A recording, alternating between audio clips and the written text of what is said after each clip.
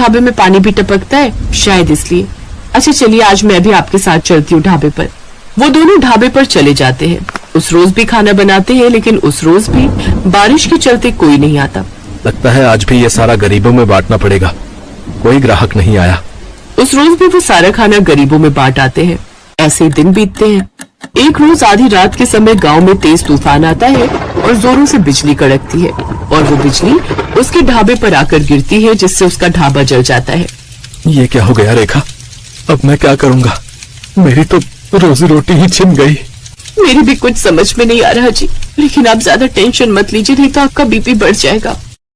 दिन पर दिन बारिश बढ़ती जा रही थी और मनीष उसी बारिश में काम ढूंढने निकलता है, लेकिन उसे कहीं भी काम नहीं मिलता। उल्टा सारा दिन बारिश में भीगने के कारण उसे सर्दी लग जाती है। अब जैसे तैसे वो अपने दिन काट रहे थे। फिर एक रोज रेखा का मुंह बोला भाई माधव उनके घर आता है। अरे जीजा जी, इतनी बारिश में रोज रोज काम ढूंढने निकलते हो, बेकार में परेशान होते हो। इससे तो अच्छा ये होगा कि आप मेरे साथ चलो और मेरी दुकान पर काम करो। वैसे भी मेरा आदमी अपने गांव गया हुआ है और मैं आपको महीने के आखिर में तनख्वाह दे दिया करूंगा। क्यों दे दी? ठीक कहा ना मैंने? हाँ हाँ, माधव बिल्कुल ठीक कह रहे जी। वैसे भी अपने पास और कोई काम तो है नहीं, अब तब तक यही काम कर लो आप। अच्छा ठीक है माधव, तुम कहते हो तो मैं यही कर लेता हूँ। वैसे भी घर खर्च तो चलाना ही है ना।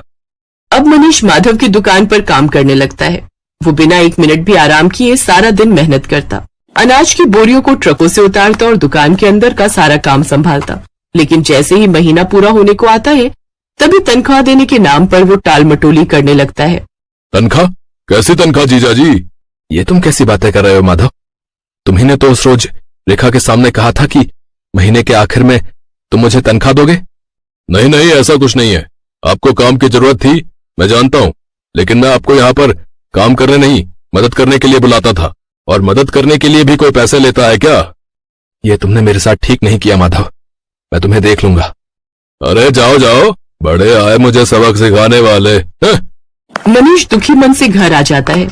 आ गए आप? आज तो महीने का आखिर है, आज तो आपको तनख्वाह भी मिल गई होगी। तो पापा फिर तो आप कल ही मेरे स्कूल की फीस भर दीजिए। आपको पता है मेरी टीचर मुझे रोज रोज फीस के लिए टोकती है। ये सुनते ही मनीष की आंखों में आंसू आ जाते हैं। मेरा नसीब न जाने कैसा है रेखा, जो मेरे साथ कुछ भी अच्छा नहीं हो रहा। आप रो क्यों रहे हैं? ठीक से बताइए ना क्या बात है। फिर मनीष उसे सारी बात बताता है। हे राम, वो इतना बड़ा मक्कार निकलेगा मैंने कभी नहीं सोचा था। छी, उसे तो भाई कहते हुए भी शर्म आ रही है मुझे। फिर कुछ दिनों तक जैसे तैसे वो दूसरी जगह नौकरी की तलाश में जाता है। तब जाकर उसे एक बड़ी कोठी में ड्राइवर की नौकरी का काम मिल जाता है, जहां उसे